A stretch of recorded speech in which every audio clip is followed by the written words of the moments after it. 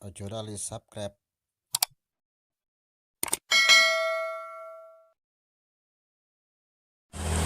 Assalamualaikum warahmatullahi wabarakatuh. Bismillahirrahmanirrahim. Alhamdulillahirabbil alamin wassalatu wassalamu ala sayyidina Muhammadin wa ala alihi wa sahbihi ajmain, amma ba'du. Kepada para mahasantri yang berbahagia, marilah kita lanjutkan pelajaran Mabadiul Fiqhiyah juz 4.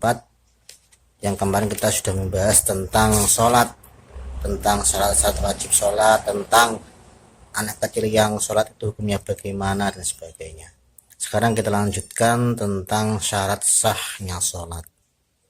Sebelum kita lanjutkan, kita hadiah Fatihah dulu ditujukan kepada baginda Rasulullah Sallallahu Alaihi Wasallam, kepada para mu'alif, kepada para guru-guru kita, dengan harapan semoga apa yang kita pelajari mendapatkan ridho dari Allah, mendapatkan ilmu yang bermanfaat, barokah di dunia wal akhirah. Ala hadhihi sholihah al-Fatihah.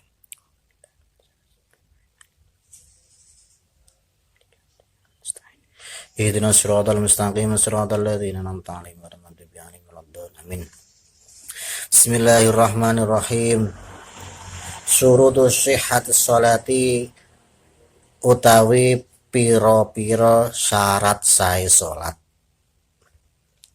Syurutus sihhatis sholati utawi piro-piro syarat sae salat. Iku al-awwalu utawi kang awal.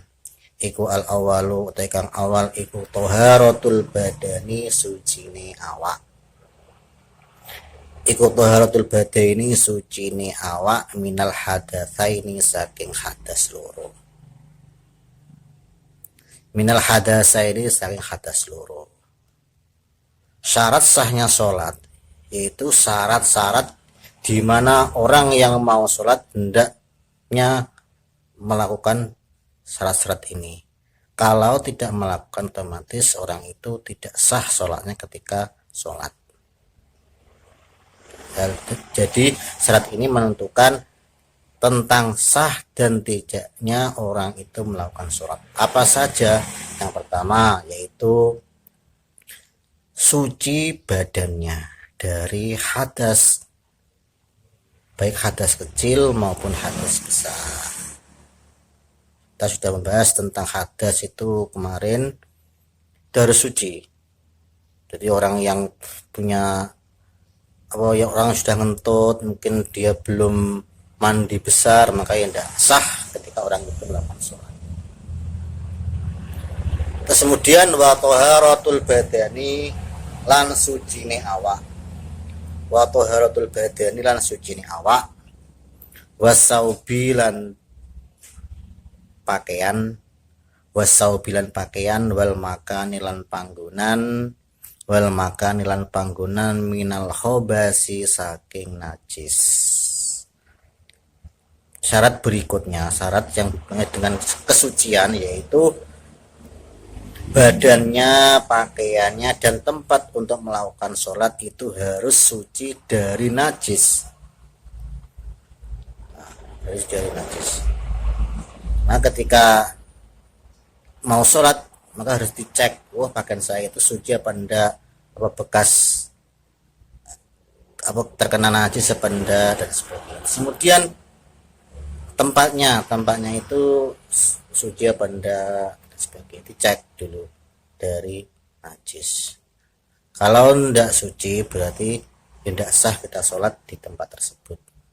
Ataupun pakaiannya kita enggak suci, maka tidak sah sholatnya. Itu juga badan kita terkena najis, ada percikan air kencing misalkan semacam itu, maka ya ora sah sholatnya. Liqaulihi sallallahu alaihi wasallam, karena dawe Rasulullah sallallahu alaihi wasallam, karena Rasulullah pernah bersabda, la yaqbalullahu sholatan bighairi tahurin. La yaqbalu orang rimo, layak balu orang nerimo sapa Allah Gusti Allah, layak baru orang nerimo sapa Allah Gusti Allah, Sholatan ing sholat, sholatan ing sholat bi ghairi tahurin, bi ghairi tahurin kelawan tanpa suci. Dari Rasulullah, Allah tidak akan menerima sholatnya seseorang tanpa adanya suci, tanpa adanya kesucian, baik suci dari hadas maupun dari najis. Cek dulu, jadi kita sebelum sholat ngecek suci apa enggak dan sebagainya. Terus kemudian mungkin ini apa ya,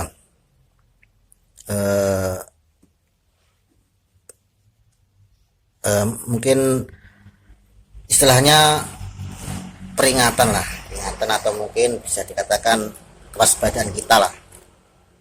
Mungkin ketika kita itu sholat di luar daerah atau dimanapun, tidak di kota kita, misalkan di daerah mana lah semacam itu.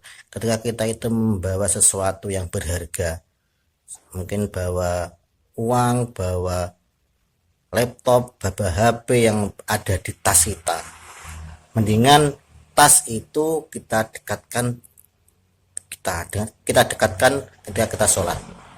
Jangan sampai kita bawa tas kita letakkan di belakang kita ketika sholat. Jangan sampai. Yuk kita untuk waspada, jangan-jangan nanti ada orang yang mengambil, karena belum tentulah kalau di masjid itu aman dari maling dan sebagainya. Karena maling dan pencuri itu kan kesempatan enak. Berarti ya mendingan kita sholat kita letakkan di depan atau di samping kita lah. Kita bawa barang-barang yang berharga, misalkan bawa laptop, kan kuliah ya, misalkan kuliah kita bawa laptop, mendingan laptop dan tas kita itu kita letakkan di depan kita sholat. Itu juga sebagai penanda batas kita sujud dan sebagainya. Soalnya ada ini cerita, saya punya saudara dia itu bekerja di di dealer motor lah.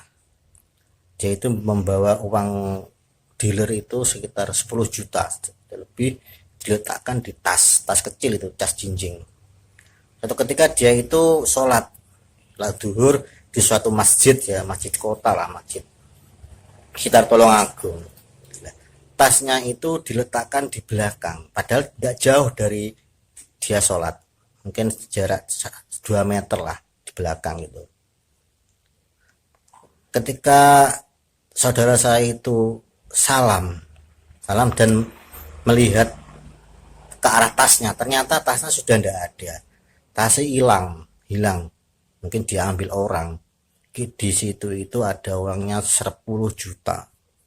Jadi saudara saya itu koleng lah, 10 juta dia harus mengganti uang perusahaan, uang dealer 10 juta. Sampai beberapa hari itu dia istilahnya tidak keluar rumah. Pantesan kalau uang 10 juta lah, 10 juta ya berat nanti. Makanya kalau sholat ya mendingan diletakkan di depan atau di samping. Nah, pencuri itu tidak hanya mengambil tasnya, tapi pencuri itu sepatu saudara saya itu juga diambil. Sepatu yang digunakan untuk itu loh, sepatu diambil juga. Nah, yang tidak diambil itu cuma motornya kan Jupiter yang lama, tidak diambil. Jadi dia itu pulang cuma bawa motor, padahal di situ itu ada dompet yang isinya surat-surat STNK, SIM dan sebagainya, KTP dan sebagainya. Diambil, tidak balik, tidak ketemu. Terus kemudian di rumah itu sama istrinya itu kan istilahnya disuruh tenang, diuntung nih lah.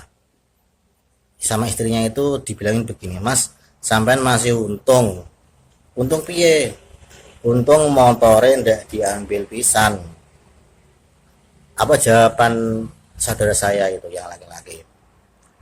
Mungkin ya saking kalute, saking ndak kontrol ya pikirannya, saking jibeke. Dia jawabannya begini, mendingan saya yang hilang motornya daripada tasku. Mendingan hilang motornya daripada tasnya. Karepe yo ngedem-ngedem lah istrinya, tapi ya begitu jawaban apa itu saudara saya itu. Ya benar saya, oh, kalau dipikir ya benar juga. Kalau motor itu kan harganya mungkin sekitar 3 juta 4 juta. Lah tasnya berapa? 10 juta dan KTP dan sebagainya kan lebih dari 10 juta. Aku daripada hilang motore, daripada hilang tasnya, mendingan hilang motorku. Ya mungkin ini sebagai waspadaan kita lah. Saran saya ketika nanti sholat dimanapun kita berada, ya berhati-hatilah kita bawa barang-barang yang berharga, kita letakkan di depan sebagainya. Kita lanjutkan syarat sahnya sholat yang kedua.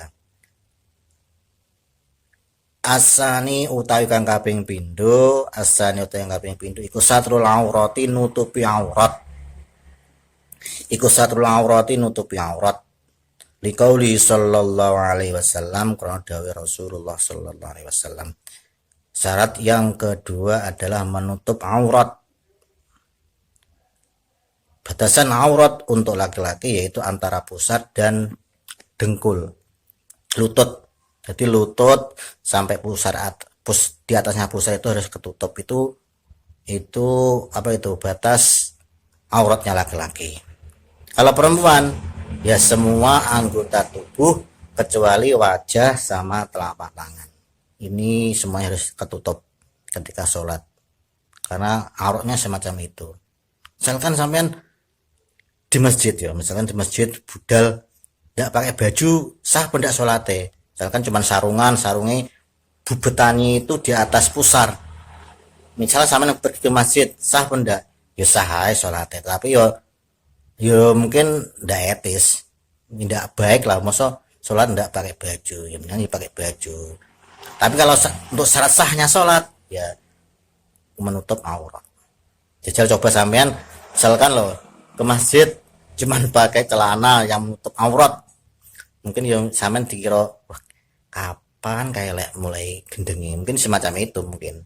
Tapi kalau sahnya yus tetap sah, yang penting menutupi aurat. Rasulullah pernah bersabda, idza shallaita ing dalem nalikane salat sira. Idza shallaita ing dalem nalikane salat sira fi saubin ing dalem dodot, ing dalem pakaian wahidin kang siji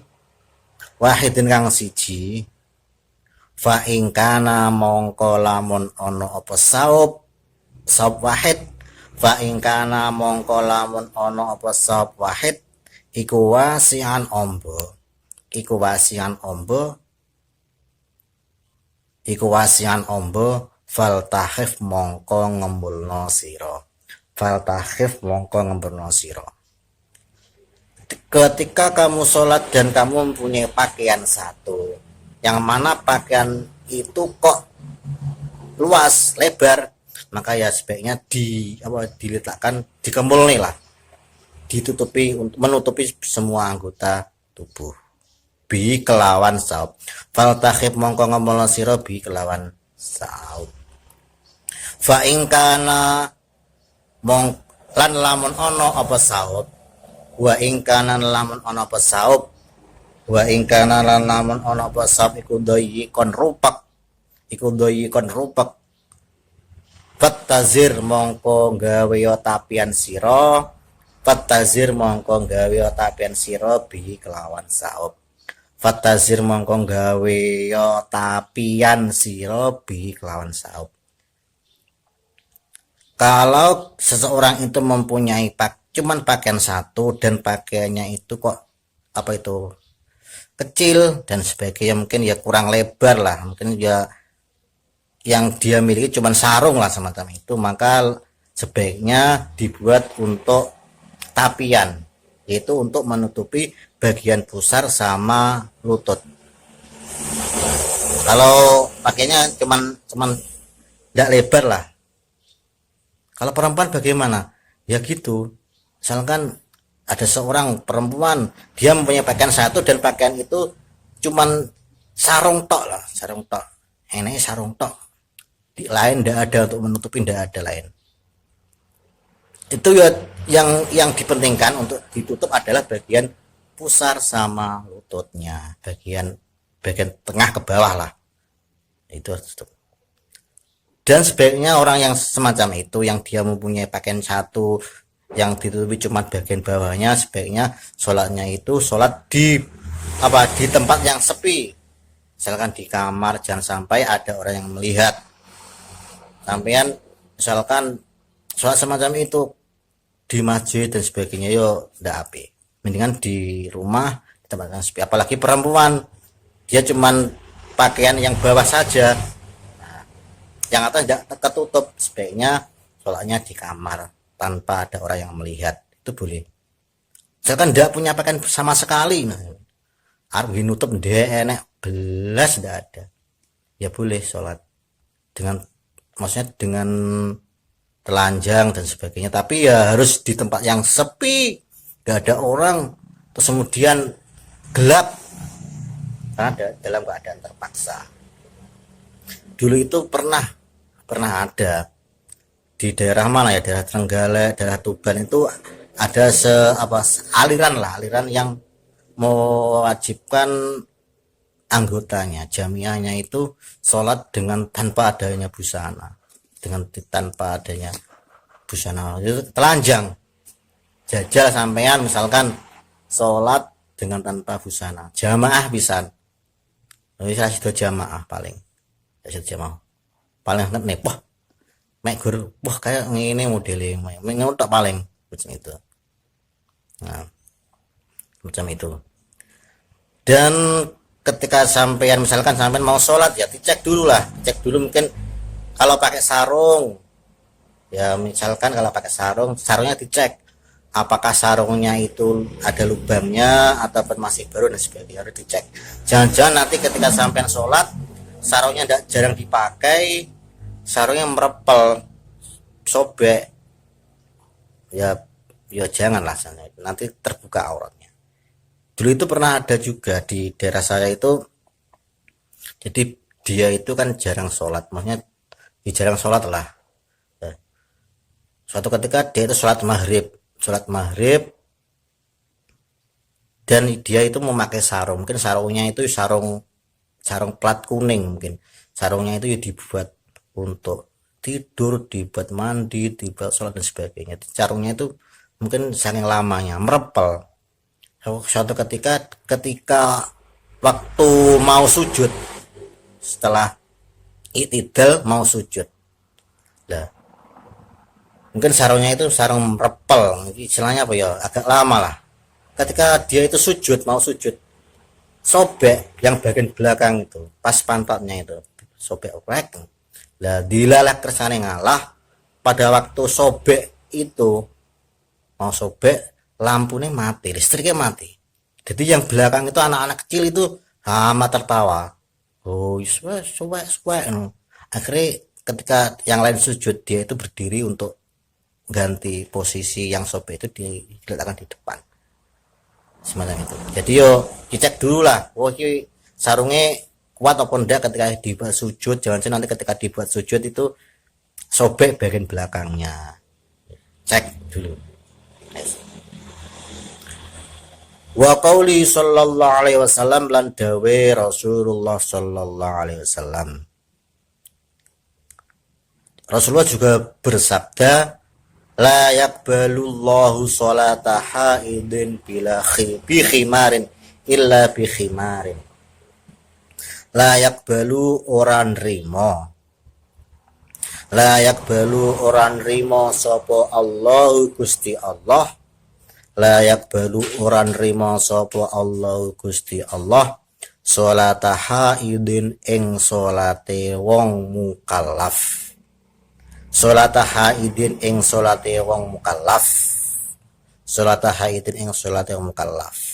Jadi artinya ini bukan orang yang haid, walaupun kata-katanya itu haidin. Jadi kata haid ini dipinjam untuk mengartikan orang yang sudah mukallaf, karena orang yang haid itu kan sudah dikatakan orang yang sudah balik, orang yang mukallaf. Nah, kata-kata haid ini dipinjam untuk maknai arti mukallaf. Sholata haidin ing sholate wong mukallaf illa bi khimarin, angin kelawan nutupi aurat, illa bihimarin angin kelawan nutupi aurat. Allah tidak akan menerima sholatnya orang yang mukallaf, orang yang sudah dewasa, kecuali dengan tanpa adanya nutup aurat, dengan adanya aurat. Jadi lek ra nutup aurat berarti sholatnya yura ditompo oleh Gusti Allah. Rasa otomatis dia tidak melakukan sholat. Terus kemudian syarat sah yang ketiga, asalisu utawi kang kaping telu. Asalisu utawi kang kaping telu iku ma'rifatu dukhulil waqti ngaweruhi manjinge waktu salat. Iku ma'rifatu dukhulil waqti ngaweruhi manjinge waktu salat. Syarat sah yang ketiga adalah mengetahui waktu sholat, waktu masuknya sholat. Misalkan kalau sholat zuhur itu waktunya jam berapa? Ketika kita melihat matahari kok mataharinya sudah agak condong ke barat, maka sudah waktunya sholat zuhur. Maka hal itu harus diketahui sholat waktunya. Jangan sampai kita masih jam 10 kita sholat zuhur, ya tidak sah sholatnya. Yes, tidak sah sholatnya. Kalau sekarang ya sudah zaman maju, tidak mungkin tidak mungkin kesulitan lah kalau kita mencari waktu sholat. Sholat zuhur waktu ini kapan? Dimanapun kita berada, kita sudah memegang HP, misalnya kita pergi ke daerah Jakarta, waktu sholat zuhur diketik, waktu sholat zuhur kita Jakarta, waktunya jam segini, kita tahu. Itu kalau kita bawa HP dan gadget dan sebagainya. Tapi kalau kita di tengah hutan dan sebagainya, bagaimana caranya kita mengetahui waktu sholat? Ya kita dengan adanya matahari itu sebagai petunjuk waktu masuknya sholat. Kalau waktunya sholat ngasar, bagaimana? Kita ambil ambil tongkat kita letakkan ke atas, kita letakkan ke atas. Kalau kalau bayangan dari tongkat itu sama misalkan sama tongkatnya yang asli, itu masih sholat zuhur. Tapi kalau sudah lebih, bayangannya kok lebih, misalkan tongkatnya panjangnya 10 cm, itu kemudian bayangannya kita ukur kok lebih dari 10 cm, maka sudah waktunya sholat asar dan sebagainya. Itu cara-cara istihad kita mengetahui waktunya sholat. Fa'in jahilahu mongko lamun bodho sapa musolli, fa'in jahilahu mongko lamun bodho sapa musolli ing wektu, fa'in jahilahu mongko lamun bodho to ndak ngerti sapa wong salat musolli ing waktu salat, fa'in jahilahu mongko lamun bodho sapa musolli ing waktu, yo wajaba mongko wajib apa al istihad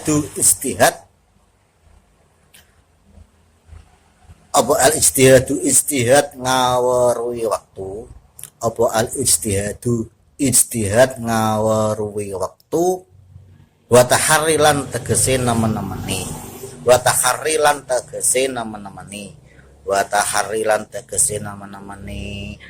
apabila seseorang itu kok tidak tahu waktunya sholat zuhur itu sudah masuk apa belum, maka kita harus ijtihad. Wajib seorang itu untuk ijtihad, untuk berusaha mengetahui waktunya bagaimanapun caranya. Ya baik dulu HP, baik kita lihat matahari, baik kita itu tanya kepada koncone, baik kita tanya kepada pacare, misalkan pas WA, misalnya yang ini sudah waktunya sholat atau belum? Oh sudah. Itu cara-cara kita mengetahui waktu sholat dengan cara ijtihad, dengan cara kita berusaha untuk mencari waktu masuknya sholat. Liqauli sallallahu alaihi wasallam, qara dawi Rasulullah sallallahu alaihi wasallam. Liqauli sallallahu alaihi wasallam, qara dawi Rasulullah sallallahu alaihi wasallam. Sallu padha salata sira. Sallu padha salata sira as-sholata ing salat, as-sholata ing salat li waqtiha ing dalem waktune salat. liwaktiha ing dalam waktune salat, liwaktiha ing dalam waktune salat. Salatlah kamu dengan sesuai waktunya. Waktunya zuhur ya salat zuhur, salat ngasar ya waktunya salat ngasar dan sebagainya. Jadi harus ketahui. Itu syarat sah. Lain tidak pas waktunya, kita juga tidak istihad, yo kita tidak sah sholat.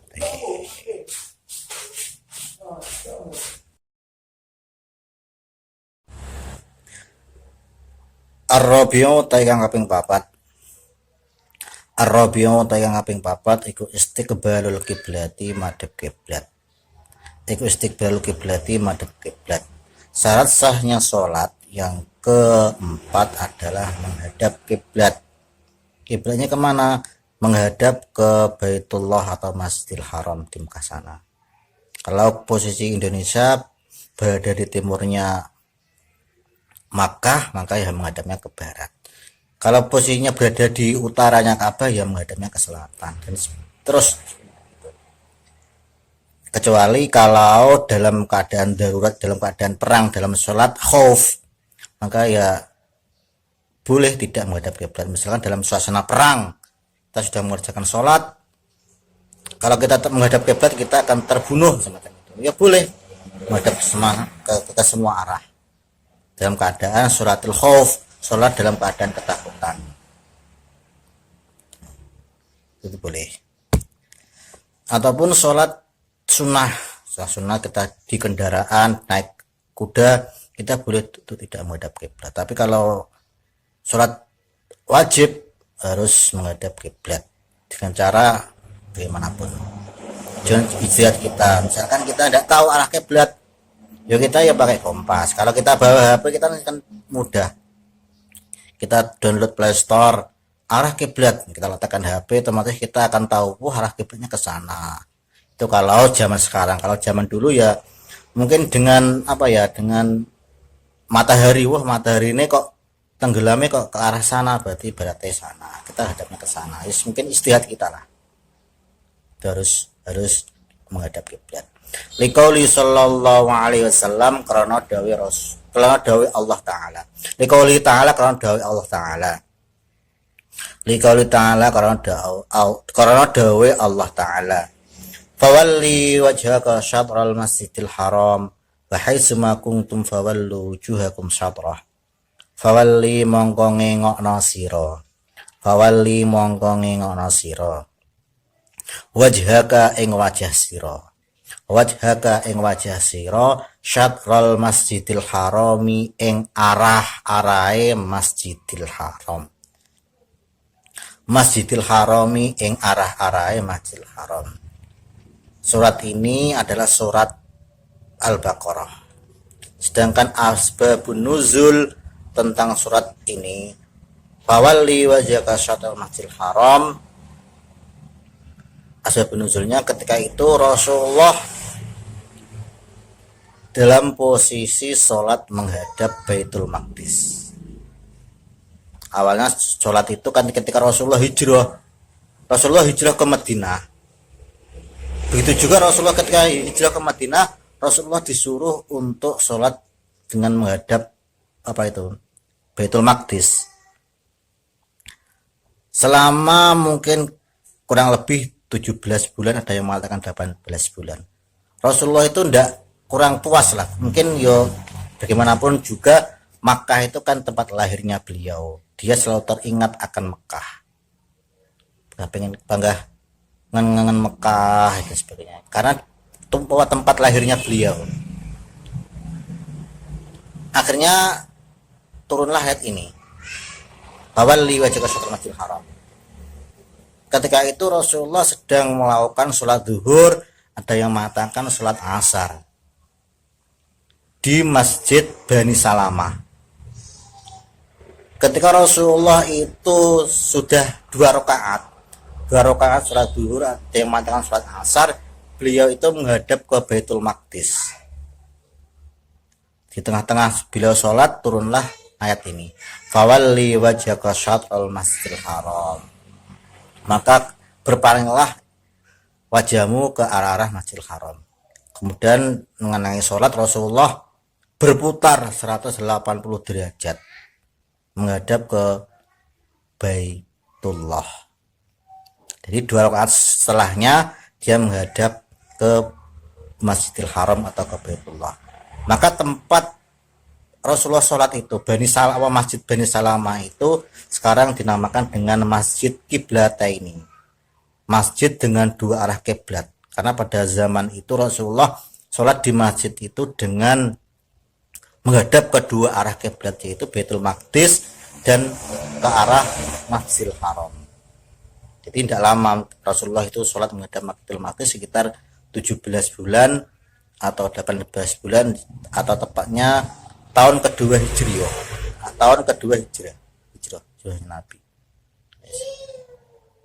Yuk, sahabat-sahabat itu yang melak-melok. Mungkin ada yang bingung, loh Rasulullah kok hadapnya kok malah berpindah, mamanya kok ke sini, kok malah ke sini.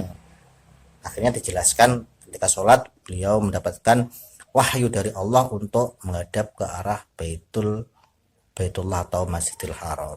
Itu asbabun nuzul ayat ini. Jadi semuanya harus menghadap ke kiblat, menghadap ke Baitullah. Kenapa kok kita diharuskan sholat dengan menghadap kiblat? Mungkin ada hikmah manusia umat Islam sholat menghadap kiblat, menghadap ke Baitullah, ke menghadap Ka'bah. Karena apa ya? Karena Ka'bah itu kan makhluknya Allah yang dimuliakan. Otomatis kalau manusia itu memuliakan Ka'bah, otomatis dia juga memuliakan Allah, memuliakan zat yang membuat Ka'bah.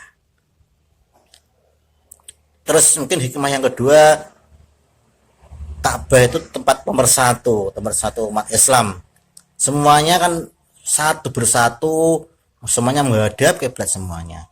Nggak ada yang menghadap ngitan, ngulon dan sebagainya. Pokoknya posisi sebagai center orang sholat menghadap ke Baitullah atau Masjidil Haram, ke Ka'bah itu.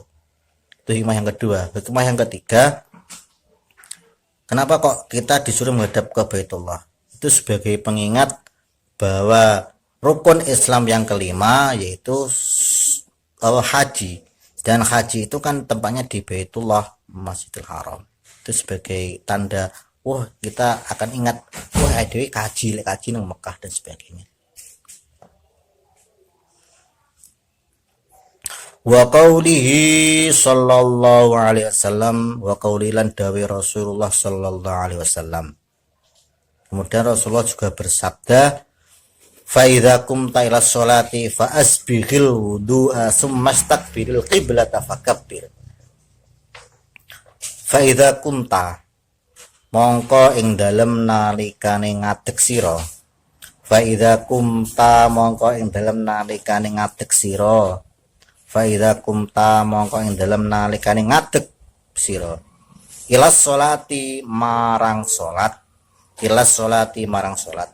Maka ketika kamu mau mendirikan sholat, fa asbighil wudu'a, fa asbigh mongko nyampurnakno sira, fa asbigh mongko nyampurnakno sira al wudu'a ing wudu. Maka sempurnakanlah wudumu, maka lek batal ya wudu sebagainya. Sumastaqbil, mongko nuli madhepa sira, takbil mongko nuli madhepa sira, sumastakbil mongko nuli madhepa sira al qiblata ing kiblat. Kemudian hadaplah ke arah kiblat. Fakabbir, mongko nuli takbiratul ihram sira. Fakabbir, mongko nuli takbiratul ihram sira. Kemudian kamu takbir, membaca Allahu Akbar, sholat. Arkanus sholati wallahu a'lam bishawab. Demikianlah apa yang kita pelajari pada kesempatan kita kali ini tentang syarat sahnya sholat. Jadi perlu diingat bahwa syarat sahnya sholat itu ada 4. Saya ulangi, suci badan, menutup aurat, mengetahui waktunya sholat. Yang keempat adalah menghadap kiblat. Yang kita mempelajari tentang syaratnya sholat, semoga kita selalu menjaga sholat kita dan sholat kita menjadi lebih sempurna. Amin amin ya Allah amin. Mungkin ada kurang lebihnya saya minta maaf. Akhirul kalam, ihdinas shiratal mustaqim. Wassalamualaikum warahmatullahi wabarakatuh.